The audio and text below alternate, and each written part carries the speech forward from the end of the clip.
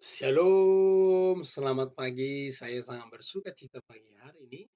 Saya bisa kembali bertemu dengan saudara-saudari dalam program Sharing and Inspiring. Doa saya ketika saya sharing firman Tuhan, saudara-saudara terinspirasi oleh firman Tuhan.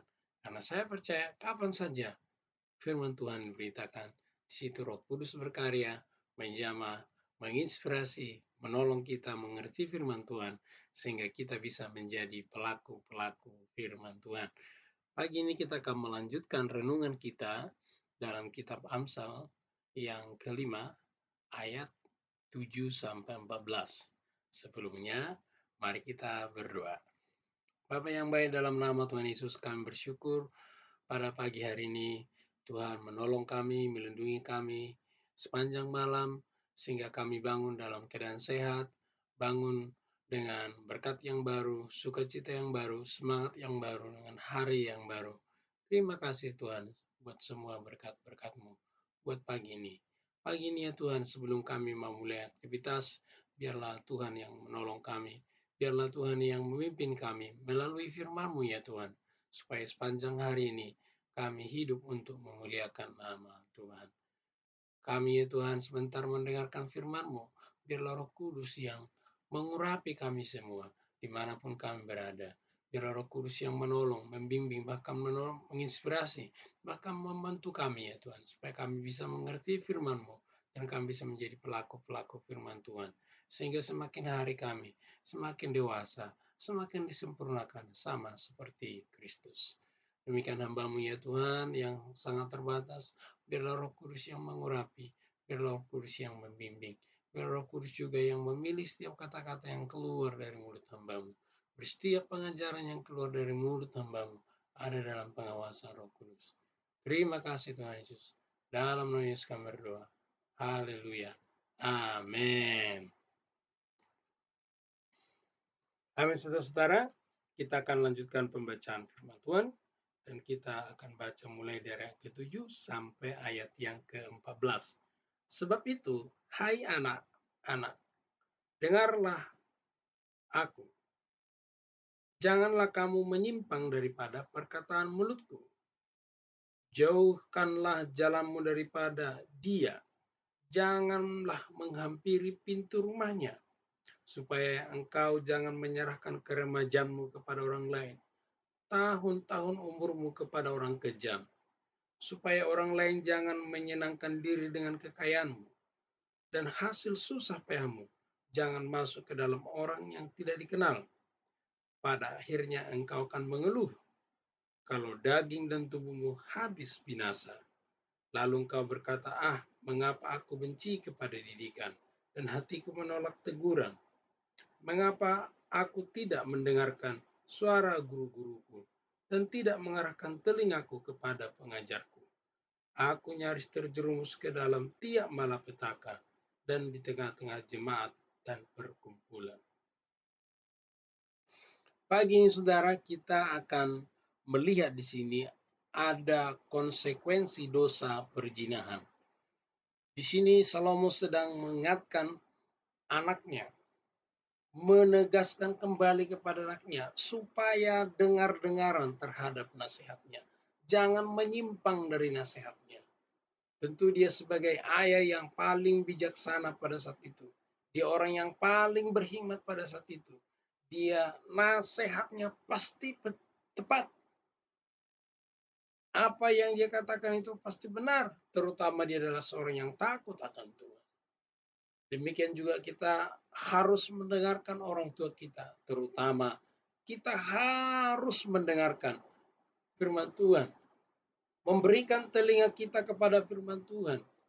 Sehingga kita tidak menyimpang ke kiri dan ke kanan. Supaya kita tidak terjerat dalam dosa perzinahan. Ada konsekuensinya di sini. Di sini jelas dikatakan ayat yang ke-8. Di sini masih peringatan ya. Jauhkanlah jalanmu daripadanya, jangan menghampiri pintu rumahnya. Ya, dijauhkan. Ya, kemarin kita belajar itu peringatan. Jauhkan. Jangan pernah melangkah. Jangan pernah melangkah selangkah. Sekali melangkah bisa terjerat. Karena ada konsekuensi yang menanti. Konsekuensinya apa di sini? Ayat yang ke-9. Supaya engkau jangan menyerahkan keremajaanmu kepada orang lain. Menyerahkan keremajaan pada orang lain. Ini berbicara tentang virginitas. Menyerahkan virginitas kepada orang yang tidak dikenal. Kepada orang sundal. Ada orang yang menganggap itu sepele. Tetapi dalam Salomo jelas mengatakan itu menyerahkan keremajaan kepada orang yang dikenal. Ini seks itu kudus di mata Tuhan. Sehingga nanti kalau kita belajar ayat berikutnya itu berbicara tentang pernikahan.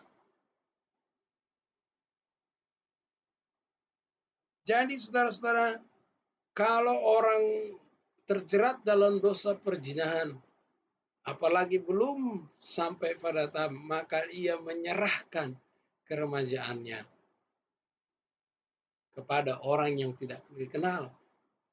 Dan itu hanya sekali untuk selama-lamanya. Dan tidak bisa diulang. Dan itu merupakan pengalaman pahit. Konsekuensinya, Anda kehilangan keremajaan bagi yang belum menikah. Dan keremajaan itu habis ditelan orang perempuan lajang. Perempuan jalang maksud saya.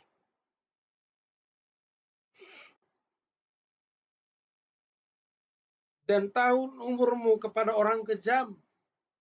Perempuan jalang ini adalah orang kejam. Mulutnya saja manis. Tapi ujung-ujungnya adalah maut. Ujung-ujungnya maut. Kalau kita perhatikan kemarin, tidak ada kehidupan. Langkahnya menuju dunia orang mati. Itu sebabnya dikatakan kejam. Kenapa? Karena orang yang terjerat dalam dosa perzinahan itu, mereka dijerat. Kesannya memang, kesannya kelihatannya enak sepintas. Tapi itu akan menjerat.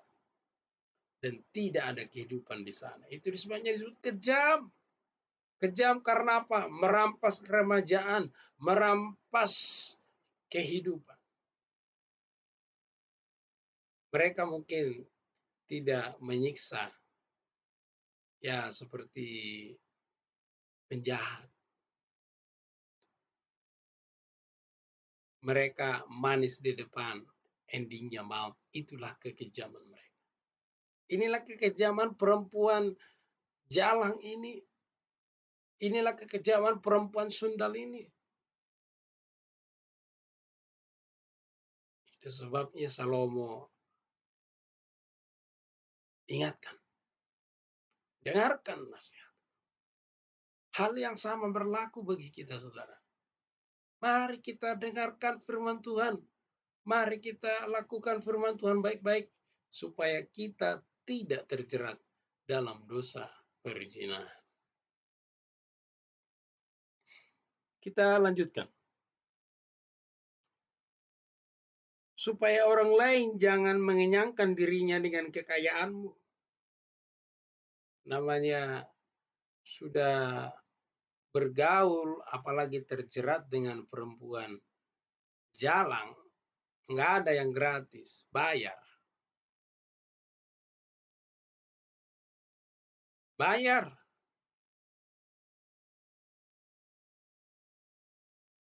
Orang bekerja sepanjang hari, sesudah itu dapat hasil, kemudian penghasilannya disetor kepada perempuan jalan.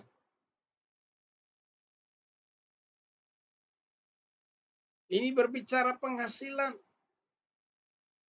Sudah susah payah bekerja hanya untuk kenikmatan sesaat. Habis uang semua hanya untuk perempuan jalan. Endingnya tidak ada tersisa. Kita lanjutkan lagi ya. Hasil susah payahmu janganlah masuk kepada orang yang tidak dikenal. Dipertegas, susah payahmu jangan masuk ke rumah orang yang tidak dikenal.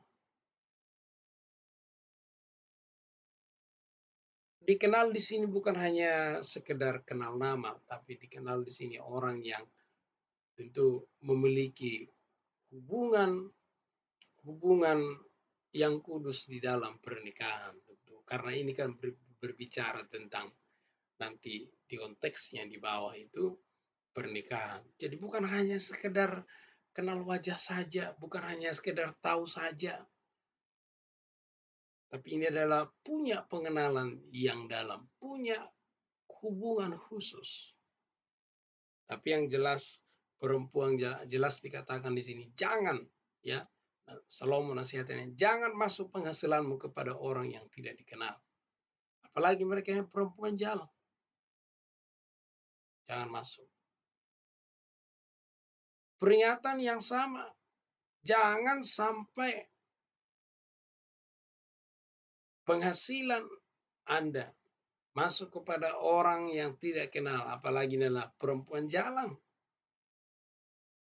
Kalau sudah terjerat, jelas dikatakan di sini mengenyangkan orang lain dengan kekayaan. Anda yang susah-susah bekerja, ya, hanya kenikmatan lalu menyerahkan kekayaan Anda kepadanya. Itulah sebabnya dikatakan perempuan jalan ini mereka kejam. Tadi dikatakan keremajaan, keremajaan ini berbicara kesucian seks dirampas. Kemudian tahun-tahun hidup ini berbicara masa depan. Masa depan dihancurkan. Kemudian kekayaan juga dikuras. Kita lanjutkan ya. Dan pada akhirnya engkau mengeluh kalau daging dan tubuhmu habis. Lalu engkau berkata, mengapa aku benci kepada didikan dan hatiku menolak teguran. Dan mengapa aku tidak mendengarkan suara guruku. Dan kenapa tidak mengarahkan telingaku kepada pengajaranku. Aku nyaris terjerumus dalam tiap malapetaka di tengah-tengah jemaah dan perkumpulan. Ini adalah penyesalan dan akhirnya penyesalan. Penyesalan, Salomo mengerti bahwa penyesalan selalu akan datang di akhir dan dia nasihatkan itu kepada anak. Dan ini adalah firman Tuhan. Penyesalan memang selalu datang di akhir kalau dia di awal itu pendaftaran saudara-saudara. Ya. Penyesalan. Tapi penyesalan sudah tidak ada guna. Di sini jelas dikatakan, seandainya saya mendengarkan guruku, seandainya, tapi itu hanya seandainya. Dan orang-orang yang terjebak dalam dosa perzinahan dari masa mudanya, endingnya hanyalah penyesalan. Di luar bisa tampak-tampak biasa-biasa saja, tapi di dalam hati penyesalan. Seandainya. Kalau seandainya penyesalan itu masih sempat, masih ada kesempatan bertobat, masih bersyukur. Bagaimana kalau tidak ada kesempatan? Bagaimana kalau sudah terjerat? Jadi pagi ini ada 4 konsekuensi dosa perzinahan yang kita pelajari. Yang pertama tadi, yaitu merusak kesucian seks. Tuhan mendesain seks itu hanya dinikmati dalam pernikahan. Tapi kalau belum menikah, sudah diserahkan keremajaannya kepada perempuan jalan, maka ini adalah sebuah malapetaka. Ini adalah awalnya manis, tapi ujung-ujungnya pahit. Kesannya enak, tapi ujung-ujungnya maut. Itu sebab dikatakan kejam. Kemudian yang kedua, menyerahkan masa depan kepada orang yang tidak dikenal. Menghancurkan masa depan. Harusnya masa depan itu saudara dan saya yang pegang. Tapi kalau orang yang sudah terjerat, maka perempuan jalan itulah yang menguasai masa depannya. Tahun-tahun hidupnya akan dikuasai. Masa depan dihancurkan oleh perempuan jahat. Kemudian, kekayaan dikuras. Penghasilan dikuras. Penghasilan hanya untuk orang yang tidak dikenal. Penghasilan hanya untuk orang yang sesaat, lalu habis. Anda hanya bekerja hanya untuk kenikmatan sesaat. Sehingga pada akhirnya yang dikatakan penyesalan. Maka penyesalan tidaklah ada gunanya bila penyesalan itu tidak mendapatkan kesempatan untuk bertobat. Kalau masih ada kesempatan, masih bersyukur. Bagaimana kalau tidak ada kesempatan? Karena saya pernah mendengar ada seseorang lah, saya tidak enak menyebut jabatannya. Meninggal saat melakukan, bagaimana itu coba? Tidak ada kesempatan. Menyesal pun mungkin tidak sempat. Mati dalam sedang melakukan seperti itu sangat memalukan.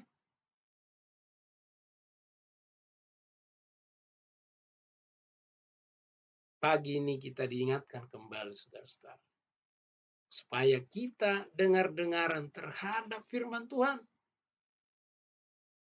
supaya kita terhindar dari jerat-jerat dosa perzinahan, supaya kita tetap menjaga kekudusan, supaya kita hidup masa depan kita itu ada dikendalikan oleh Tuhan, supaya masa depan kita itu tidak dihancurkan orang lain, supaya penghasilan kita itu hanya untuk keluarga dan orang-orang yang kita cinta, bukan untuk perempuan jahat. Dan kita tidak akan pernah menyesal kalau kita hidup sesuai dengan firman Tuhan. Haleluya. Sekian renungan pagi hari ini. Tuhan Yesus memberkati. Haleluya. Mari kita berdoa. Bapa yang baik, dalam nama Tuhan Yesus kami bersyukur pagi hari ini kami boleh bersama-sama belajar firman Tuhan. Hari ini kami diingatkan ya Tuhan, betapa bahayanya perzinahan itu. Bapa, biarlah Roh Kudus yang menolong kami, menuntun kami untuk kami menjadi pelaku-pelaku firman Tuhan. Tolonglah kami Tuhan, supaya kami dengar-dengaran pada firman-Mu. Tidak menyimpang ke kiri dan ke kanan. Tidak berjalan kepada jalan-jalan orang-orang penjina. Biarlah kami hanya berjalan sesuai dengan firman Tuhan. Hari ini kami diingatkan betapa bahaya, betapa menyakitkan perempuan-perempuan jalan. Mereka hanya manis di mulut, endingnya maut. Mereka mencuri masa muda. Mereka mencuri keremajahan. Mereka mencuri penghasilan. Dan mencuri tahun-tahun kehidupan. Dan pada akhirnya hanyalah orang menyesal. Oh Tuhan, tolonglah kami supaya kami jangan melangkah kepada jalan-jalan orang penjina. Hamba berdoa ya Tuhan, secara khusus Tuhan buat anak muda, biarlah mereka menghargai keremajaan mereka, biarlah mereka menyadari bahwa keremajaan mereka itu berharga dan mereka hanya menikmati itu dalam pemberkatan kudus setelah pernikahan. Biarlah mereka menghargai itu, jangan sampai menyepelekan. Jamalah mereka. Berdoa juga ya Tuhan buat orang-orang yang terikat, buat orang-orang yang sudah terjerat. Biarlah mereka menyadarinya, biarlah mereka memiliki kesempatan untuk bertobat. Biarlah Roh Kudus menyiapkan mereka akan dosa, penghakiman, dan maut yang akan mereka hadapi. Tuhan, kasihanilah mereka, bebaskanlah mereka. Demikian juga saya berdoa Tuhan buat keluarga-keluarga. Biarlah setiap keluarga boleh menjaga kekudusan pernikahannya. Jangan sampai terjerat dalam dosa perzinahan. Biarlah setiap keluarga menjaga kekudusan pernikahannya. Terima kasih Tuhan Yesus. Hari ini ya Tuhan, kami mau beraktivitas. Kami menyerahkan seluruh aktivitas kami dalam tangan kuasa Tuhan. Terima kasih Tuhan Yesus. Sebelum kami mulai beraktivitas, biarlah kami menerima kasih sayang yang daripada Bapa, pertolongan daripada Yesus Kristus, serta persekutuan Roh Kudus menyertai kami hari ini sampai selama-lamanya dalam nama Yesus. Haleluya. Amin. Amin, saudara-saudara. Saya mengucapkan terima kasih seperti yang saudara perhatikan sedikit tampilannya berbeda. Ini tampilannya yang terbaru, ya. Bapak Ibu, kalau mau terkoneksi dengan saya websitenya juga sudah ada, dan ini memang sudah lama di sini tergabung semua, khususnya mulai dari saya dulu masih aktif sebagai coach dan trainer, ya. Jadi artikelnya tergabung di sini, belum banyak saya update, ya. Kemudian juga saya ada di Facebook, di fanpage-nya itu ada Dr. Teluk Marbun, ada juga di Instagram, termasuk di Telegram, ya. Jadi Bapak Ibu yang memiliki sosial media ini bisa terkoneksi dengan saya di Dr. Teluk Marbun. Saya juga mengucapkan terima kasih buat Bapak Ibu yang setia menyaksikan program Sharing and Inspiring, khususnya Renungan Pagi. Terima kasih, Tuhan Yesus memberkati. Terima kasih juga yang saya melihat sudah beberapa mulai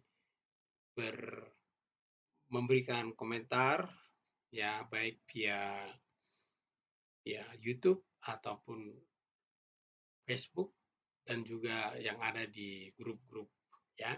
Jadi saya sangat berterima kasih buat ini, dan saya tidak lupa juga supaya Bapak Ibu bisa membagikan video renungan ini kepada siapa saja, di mana saja, ya, karena saya juga membagikannya di grup-grup, karena saya percaya akan ada orang yang selalu diberkati, akan ada orang yang selalu terinspirasi.